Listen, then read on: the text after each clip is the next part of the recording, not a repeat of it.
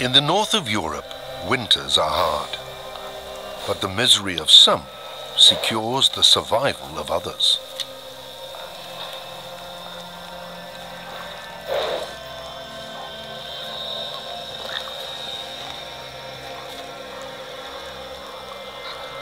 In Scandinavia, golden eagles live in the mountains and the lowlands. They are capable hunters, but still they can't survive without the victims which cold and snow claim every winter.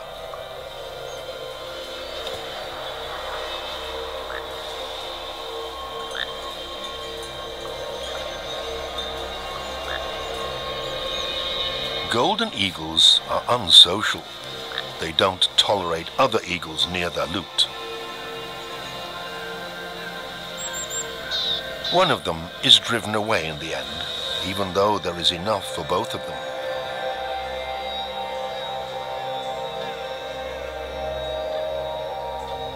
Who would think of love in such harsh conditions? It remains to be seen if it is love, but golden eagles begin their courtship when it's still winter.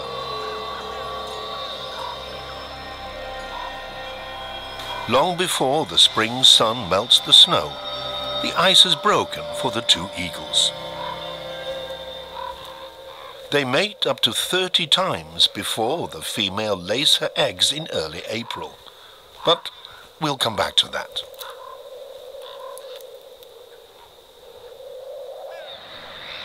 Survival is paramount.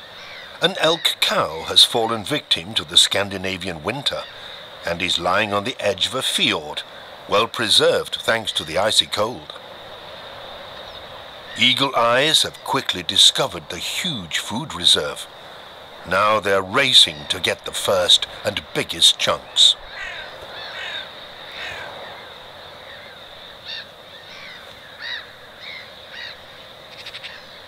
The fully grown golden eagle gets to the cadaver first and starts to feed on it. But before he gets to the coveted meat of the mammal, he has to work through the elk's dense winter coat. A sea eagle is keeping an attentive eye on the scene. He would love to fight the golden eagle for the prey. It seems to be worth a try.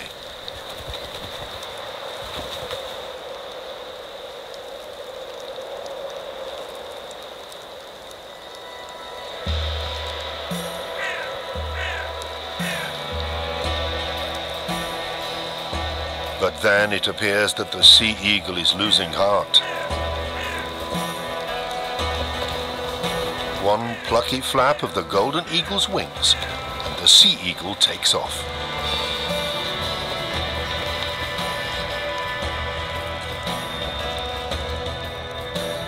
A second sea eagle swoops down from the perpetual dark grey Nordic winter sky.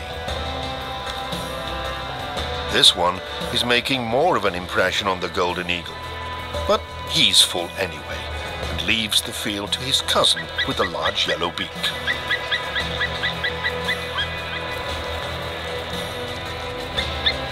In Nordic mythology, Reisvelgia is a giant in the shape of an eagle who brings wind over the land.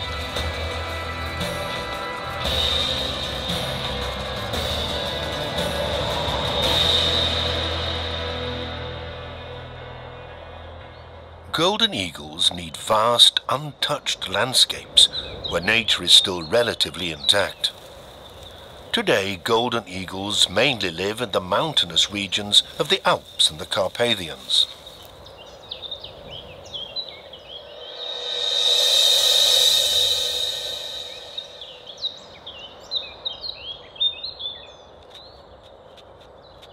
There are many different prey animals for the golden eagle between forest and mountain meadows.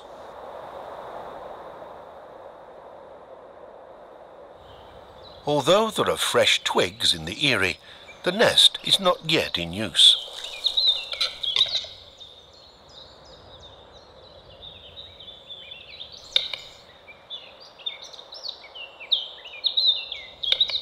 A capercaillie also makes an attractive prey for the eagle. While the smaller female is well camouflaged and rarely leaves the protection of the forest, the conspicuous male capercaillie makes for easy prey, at least during the mating season.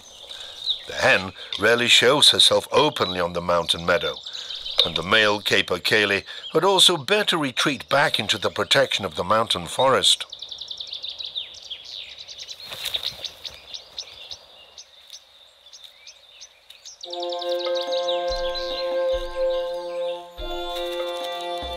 A warm wind is blowing through the forest. Nature is waking from hibernation. It's thawing.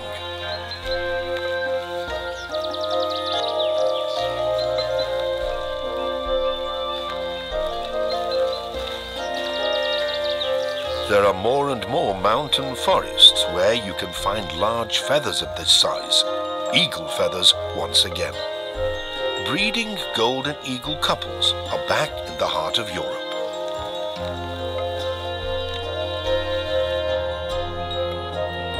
The eagle population also depends on the prevalence of their preferred animals of prey.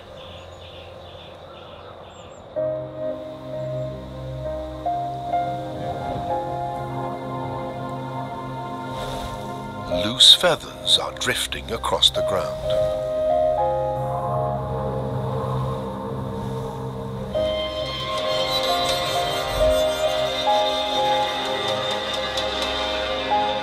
A capercaillie has become the victim of his testosterone levels. During the mating season, large amounts of testosterone flow through a capercaillie's body and makes it careless. Golden eagles keep returning to their kill and feed on it until nothing is left. This way, every last bit of the prey is used. Eagles hardly make a dent in the capercaillie population. Wherever its habitat is intact, the capercaillie produces enough offspring to make up for these losses.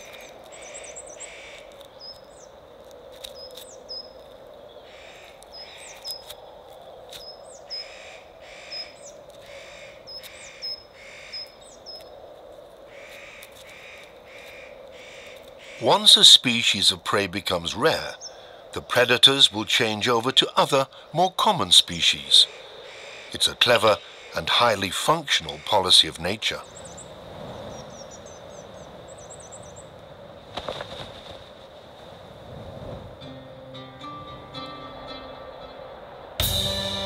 The eagle cruises above his territory, but this time he is not on the lookout for prey.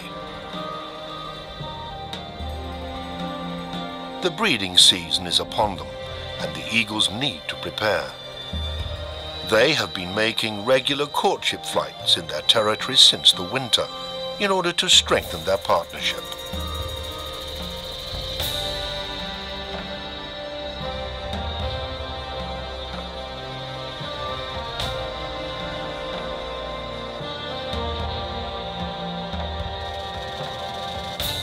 Free as a bird. The phrase has never seemed so apt.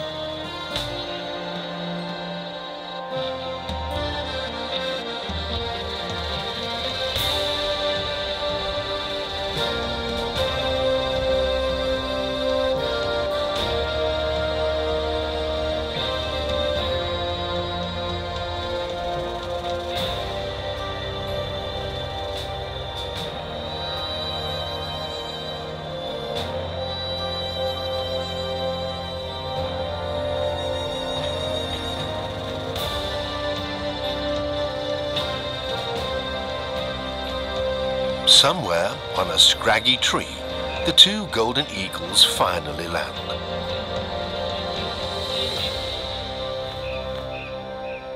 And they mate yet again. Nothing stands in the way of a new generation of eagles, or so it seems.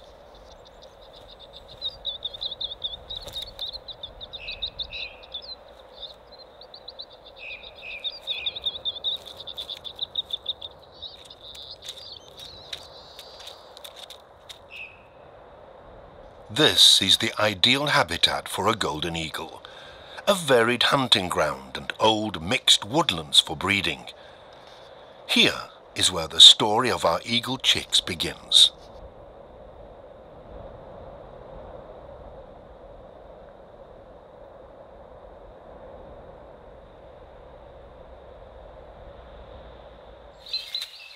The male golden eagle has been incubating the egg for a few hours now.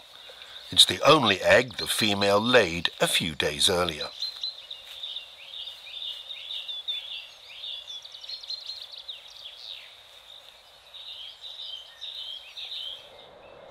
It's the end of April, and all over the forests, birds have been looking for hiding places for their nests. In the neighbouring valley to the golden eagles, at a safe distance, the black stork is floating back to its nest.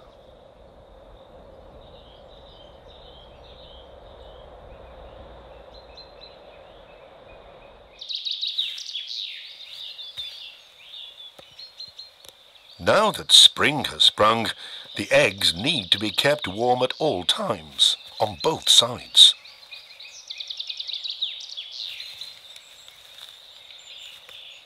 Both eagle parents will keep their precious egg warm day and night for some 45 days. For the black storks, it takes 5 weeks until the chicks hatch.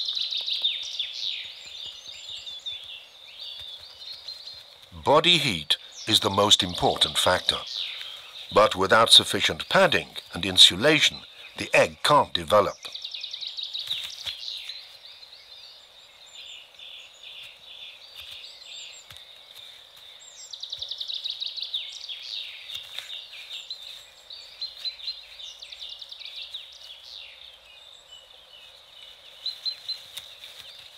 The male golden eagle has a ring. While it was assumed that it's the task of the mother bird to incubate the eggs, our eagle couple take regular turns. The eagle egg was only exposed to the cold of the April day for a few minutes. Now the female is flying towards the eyrie.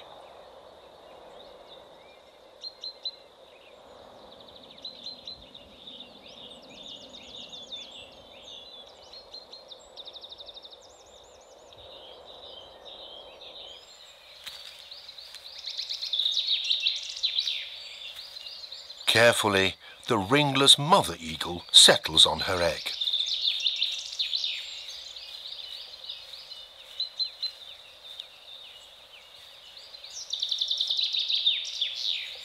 The eagles are nearly motionless when they incubate the eggs, and their neighbours, the black storks, are no different. A bit further down, Eurasian pygmy owls are one step behind. They still haven't laid any eggs. Not all golden eagles make their eyrie in old trees. Rock islands in an ocean of trees and shrubs. The main thing is that the breeding place is not easily accessible to predators. Up in the rock eyrie, the eggshell has already been broken.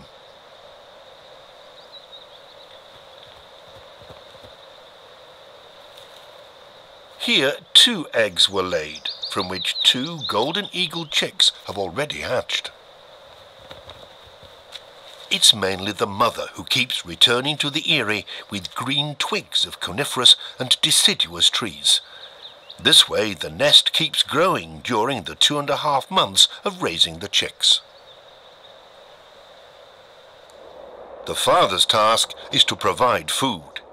He regularly supplies the eyrie with prey animals, which the female divides up and feeds to their offspring.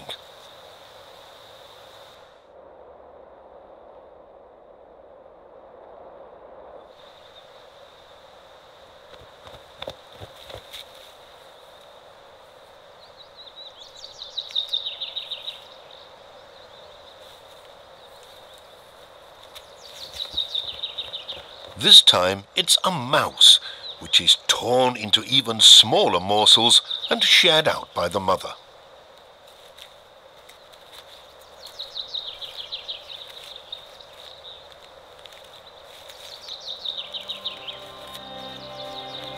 95% of all golden eagles hatch in a rock eyrie. The rest of them see the light of day in an eyrie on a tree, like our eagle couple, with their eyrie in an old fir tree, who only have one chick to look after.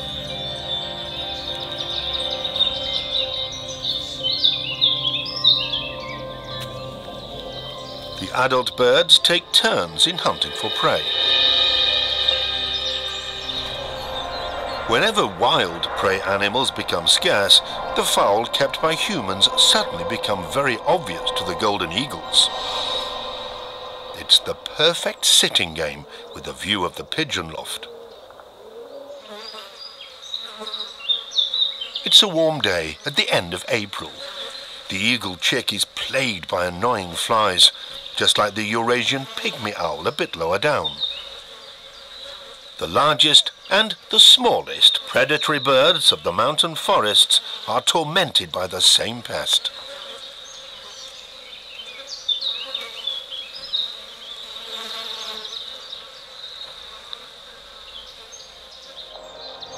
The female golden eagle is still sitting high above the pigeon lofts, waiting patiently for an opportune moment.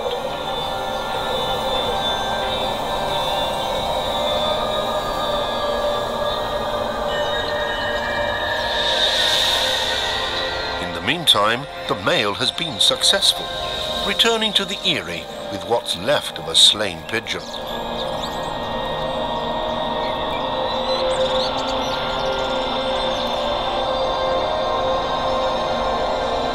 Then he flies off again, leaving the rest of the work to the female.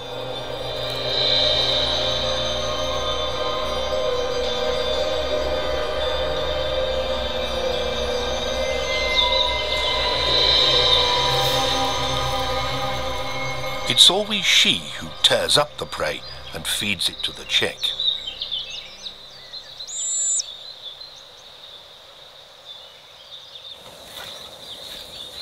Although individual eagles may prefer certain animals of prey, pigeons are not a golden eagle's regular target. They are usually too quick. It's the young, inexperienced pigeons which tend to become the victim of the Riesvelgier bird.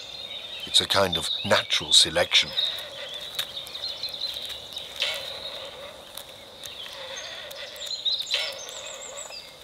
The eyrie of the golden eagle is slightly smaller than that of a sea eagle. It's 1.5 meters in diameter and roughly 1 meter in height, similar to that of the black storks in the neighboring valley. Here, 3 insatiable young birds are waiting for their meal. In the eagle eyrie, the mother has to present tiny morsels of prey to her little one. At the black stork families, whole fish is again on the menu.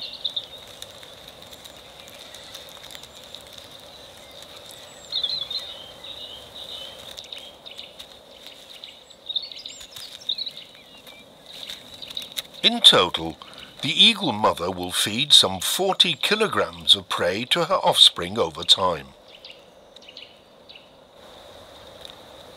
After feeding, the little snowy white black storks can play with each other,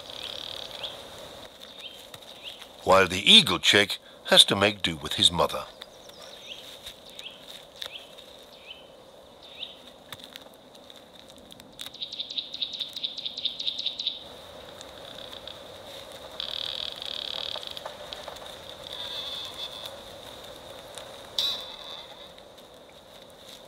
When it gets cooler, the female offers warmth and comfort.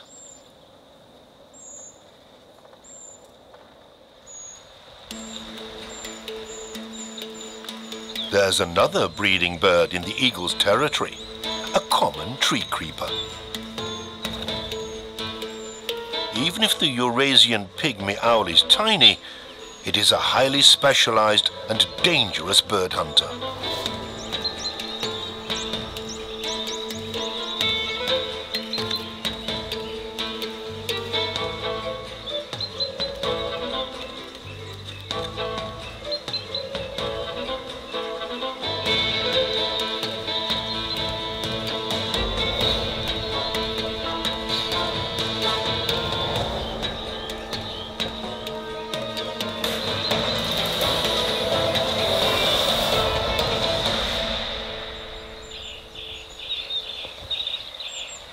Eurasian pygmy owl will kill over 200 songbirds and small mammals to raise the offspring of one hatch.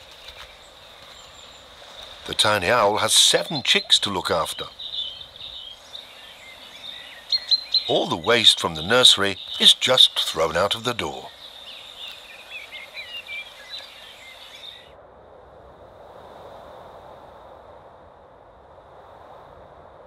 The eagle mother keeps taking green twigs of coniferous and deciduous trees to the eyrie.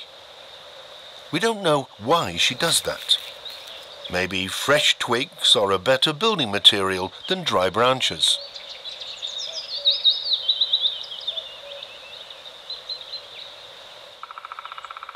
She's always keen to keep her eyrie spick and span.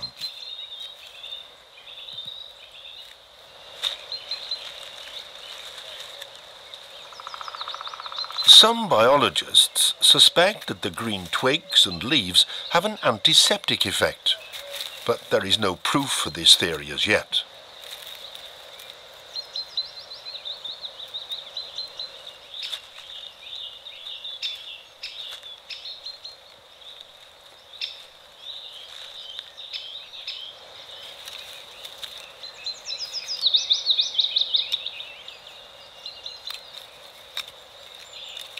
The struggle to feed their offspring and to maintain the nest's furnishings completely fills the eagle's day. The eagle couple will use this eyrie for many years. They will keep repairing and expanding it, just like the black storks do.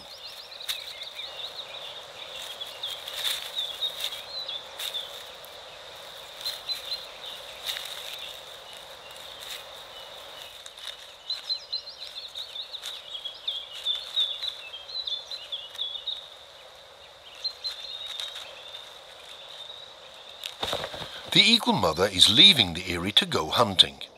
It's early May and warm, and the chick doesn't need to be constantly kept under her wings anymore. In Europe's mountainous forests, it's not only the eagles and storks who breed now. The plant kingdom is also all about passing on its genes. Old Locuno's mixed beech forests are also the home of Europe's most magnificent orchid, the lady's slipper orchid.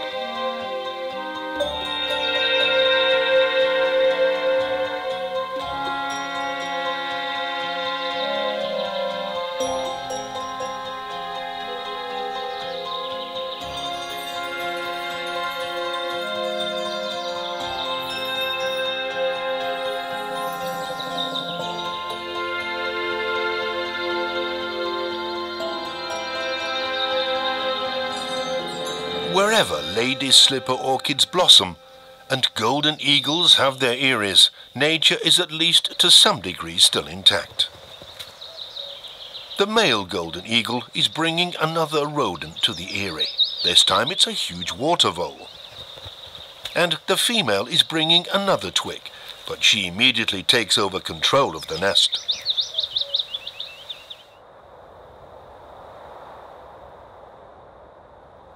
Black storks have little to fear from golden eagles.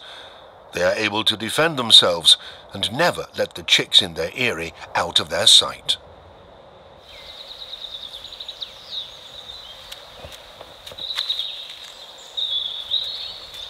Here, both adult birds are responsible for feeding the young chicks. The eagle chick, on the other hand, is only ever fed by the female. The prey, rich in protein and energy, which is brought to the nest for weeks on end and is then digested here and there, means the concentration of nutrients is enormously high.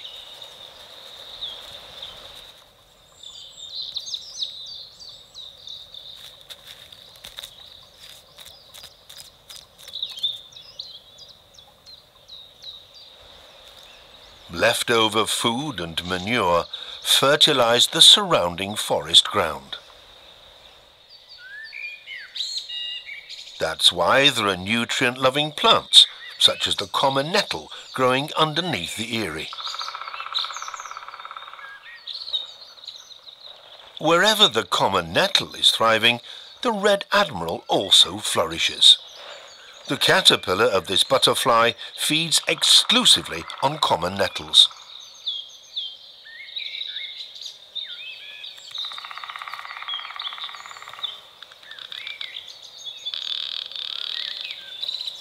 This way, the large birds in the forest involuntarily cater for the offspring of a little butterfly.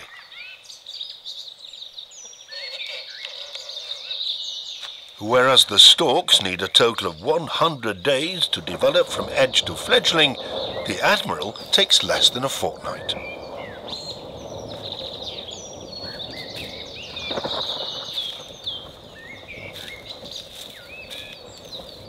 Rain showers move across the hilly landscape of Central Europe.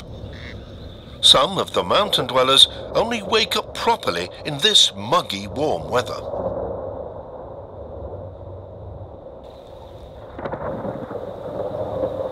The eagle is patrolling the edge of the forest. He doesn't particularly like hunting inside the forest. Most of the small animals live in the mountain meadows between the old trees.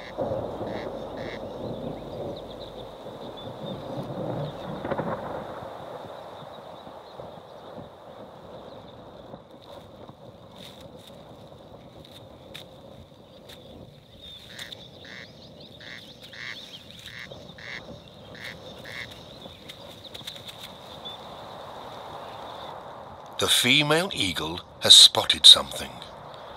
Sometimes even the large birds have to make do with very small prey. The male has been watching what's going on and glides across the meadow towards his partner.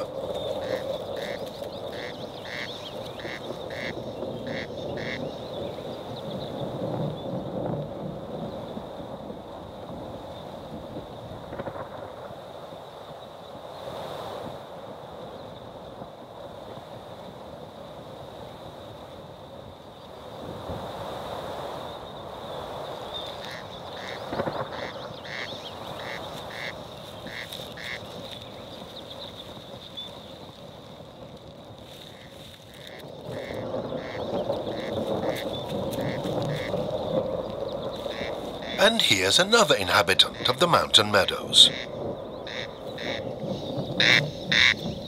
The corncrake with his funny song.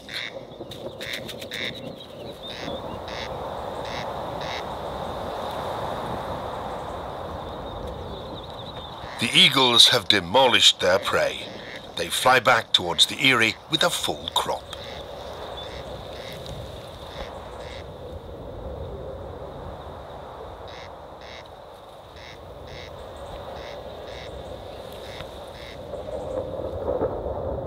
Although temperatures no longer drop so much in early May, a young eagle can quickly cool down when his downy plumage gets drenched in the rain. At least the chicks in the rock eyrie have a massive roof over their heads. But in the tree eyrie, the eagle mother mustn't leave her offspring alone for long periods.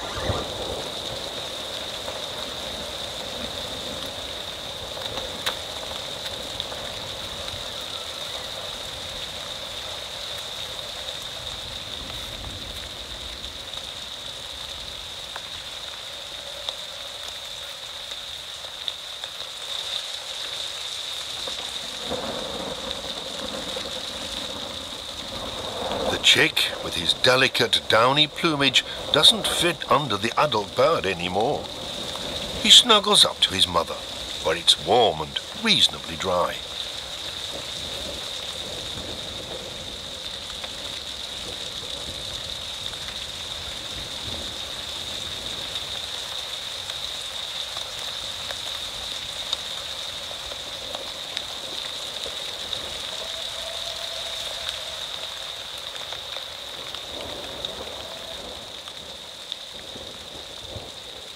Sooner or later, the rain will stop.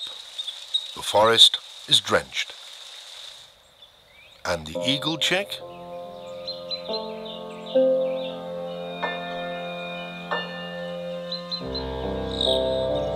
He has survived the shower unscathed. In rainy years, lots of eagle chicks die in their nests, for at some point the female has to leave the eyrie. But as long as the May sun is shining, there is no danger.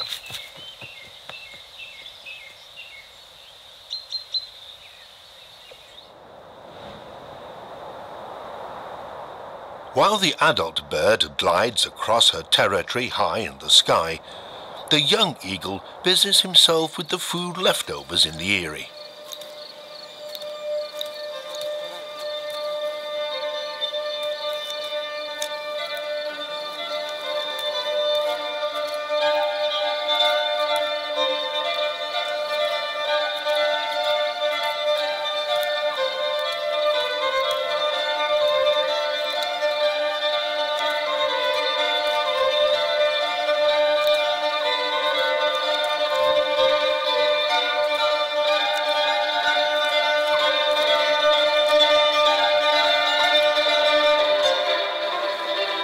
He still has to learn what is edible and what is not.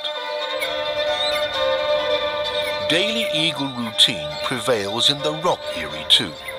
The biggest distraction for the young ones is the adult birds arriving with food.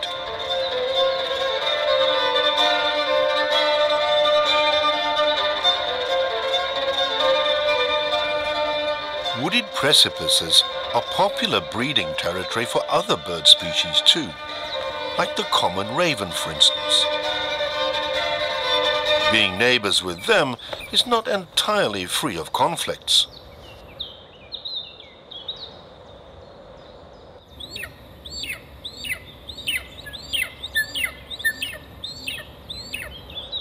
Surprisingly, it is the common raven who wears the pants in short bursts of exhibition fights in the air.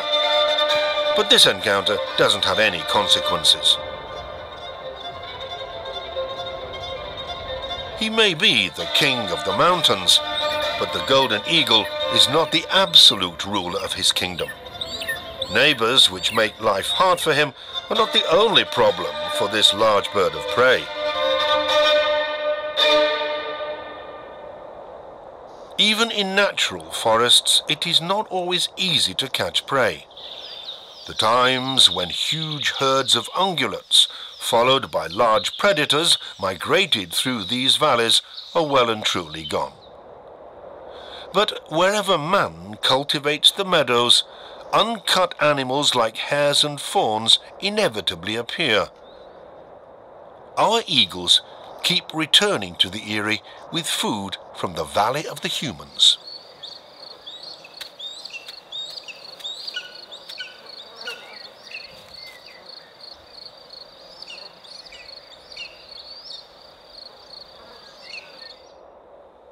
There is another troublemaker near the eagle eyrie, a common buzzard. Eagles are easily disturbed near their eyrie. The female keeps a keen eye on her environment. The common buzzard is the most prevalent bird of prey in Central Europe. Some 200,000 common buzzard couples breed here, half of them in Germany. But why is the common buzzard so prevalent, while the golden eagle is said to be an endangered species? The female eagle is leaving the eyrie.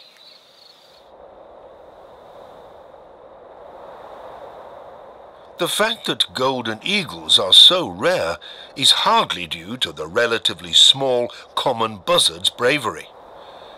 He will even attack the large and dangerous golden eagle when he gets near the buzzard's nest.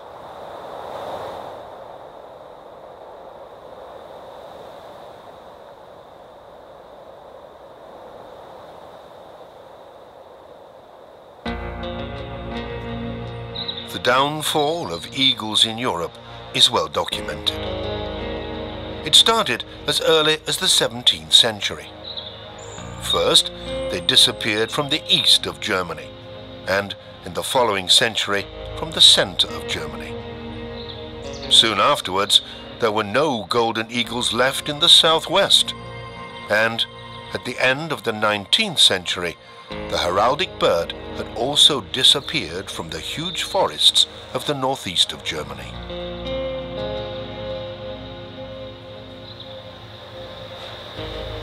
In the end, the last eagles had withdrawn to Europe's mountain areas, which were difficult to access. But why?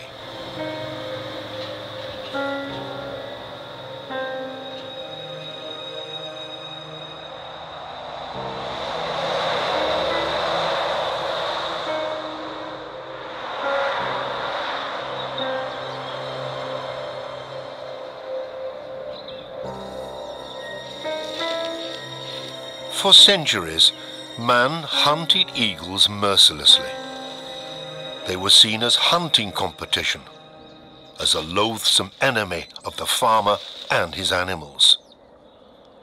Mankind wanted to eradicate them, just like it had eradicated wolves, brown bears, and lynxes. The state even handed out rewards for dead golden eagles.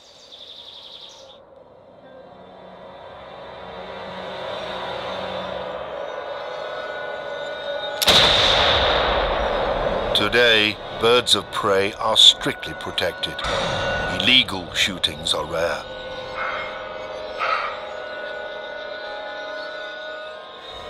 But the golden eagle still doesn't manage to leave the area of its retreat in the Alps and Carpathians and settle in the lowlands again. Instead of the eagles, lumberjacks arrived in the forests. First with axes and saws, later on with ever bigger and ever more efficient machines. Society, eager for growth, has rediscovered the timber business. Never before was it possible to cut and process so much wood in so little time. In some places, logging has doubled in the past 10 years.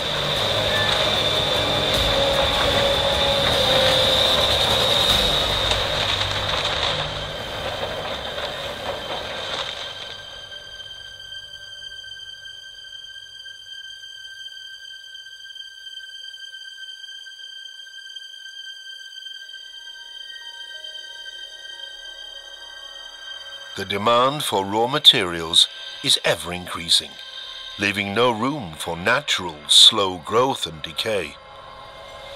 Our forests are becoming ever younger, denser, darker. The forest is increasingly an industrial estate for the timber industry.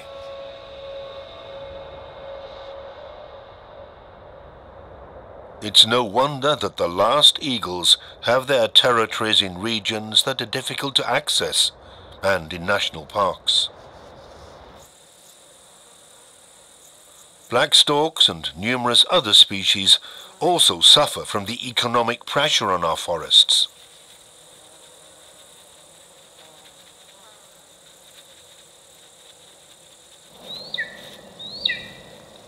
Since hunting the mighty bird of prey was banned, the golden eagle is at least no longer in acute danger of extinction. But how many eagles breed on this continent in the future will also depend on how the European forests are used.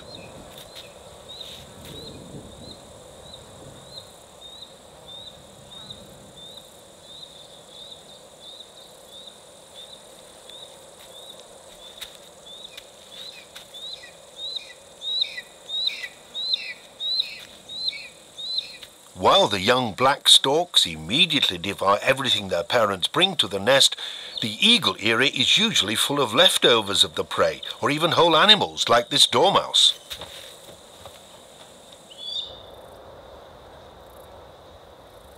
The female eagle goes out to hunt again, while the chick is busy with the dormouse.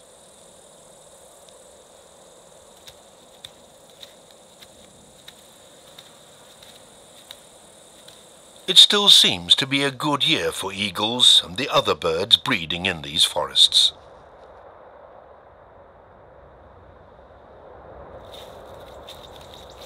Some 2 months after they hatched, The young eagles in the mountain area have grown a lot. The eagles have a lodger, and in their monotonous daily routine, they welcome every distraction.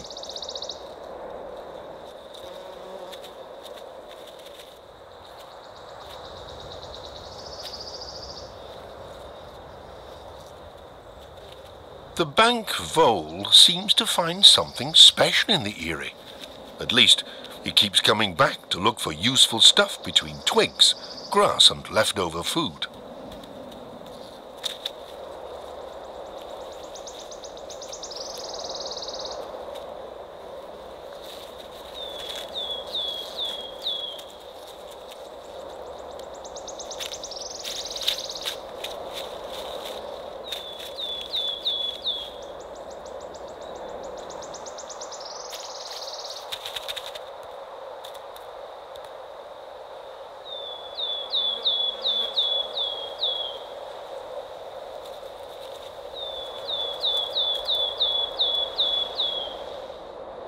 The Red Admiral is attracted by the droppings.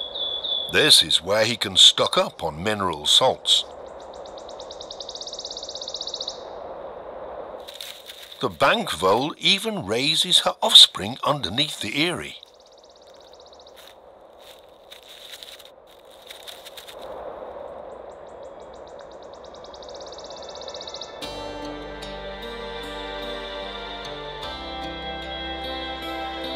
Weeks pass, and it seems nothing could dull the skies above the vast habitat of the eagles. But success and ruin are often close together. The adult bird returns to the tree eyrie. Today it's hedgehog for lunch. The young eagle is getting his dark youth plumage and is now largely impervious to the weather.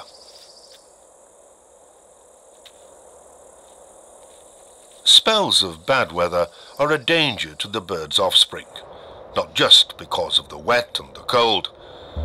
They can also be the reason why birds of prey suddenly have less to kill. Then the young eagles, unable to fly, are trapped.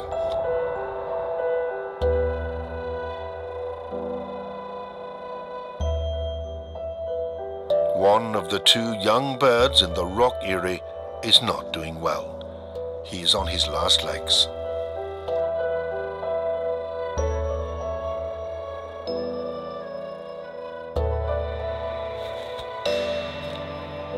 His sibling seems to check up on him, but the little eagle is dead.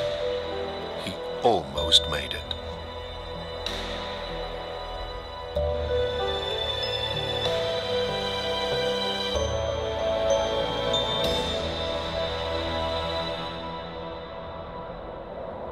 In the mountains, the weather is more changeable and unpredictable than in the lowlands. Many of the eagle's animals of prey will stay in their hideouts during spells of bad weather. Hunting becomes more difficult. The eagle mother in the rock eyrie feeds her perished offspring to the surviving one. Eagles don't know piety. They have no morals. Survival is paramount.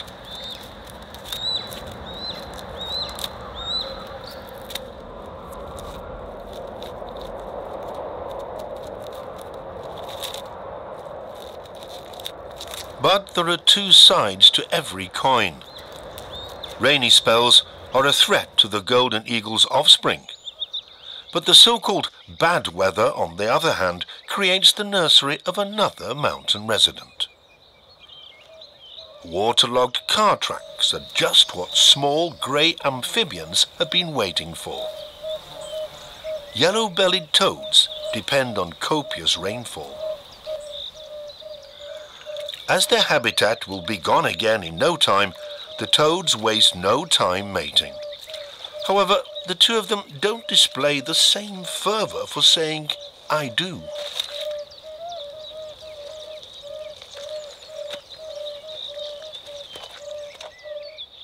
It's a steamy and warm June day. The remaining young eagle in the shady rock eyrie prepares to leave the nest.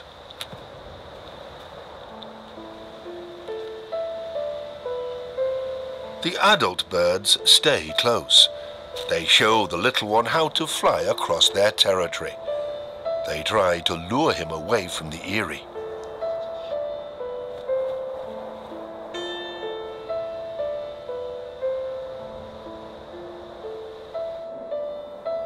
From time to time, the male eagle flies to the eyrie to deliver some prey.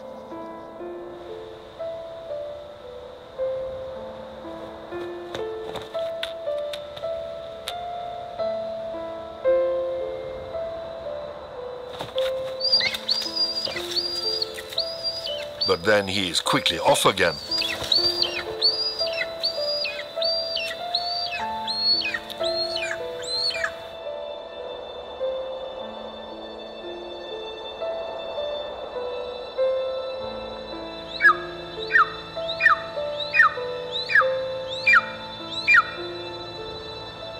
And finally, the young eagle with his chocolate-coloured youth plumage leaves the eyrie. He will continue to circle and hunt with the adult birds for another 5 months. Now in June, there is an abundance of prey in the eagle's habitat.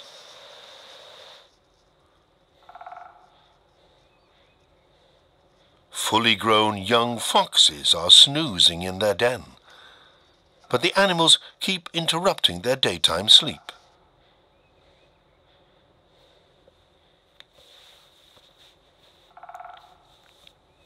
Then they are off on expeditions with fun and games.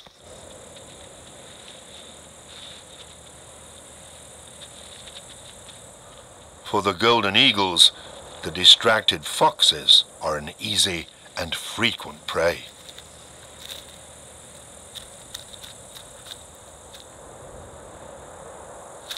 The eagle couple don't bring any more food to the tree eyrie.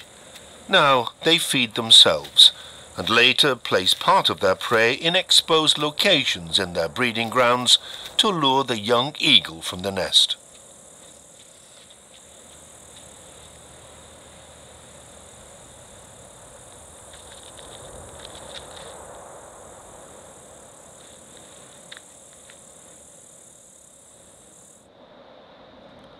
A little later, the tree eyrie is empty. The young bird has left. He's already hopping and flying about his environment.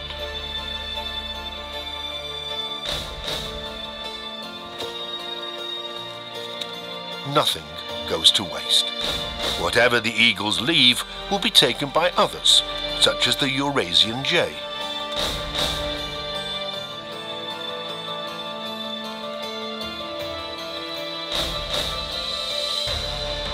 Our young eagle from the tree eyrie is still looked after by his parents, has food served to him, and is taught hunting techniques. Next year, he will be a fully grown golden eagle, and at some point, he will have his own realm, and maybe his own eyrie. The black storks have made it as well. Together with the adult birds, they circle their breeding grounds in the Carpathians and get ready for the long flight south.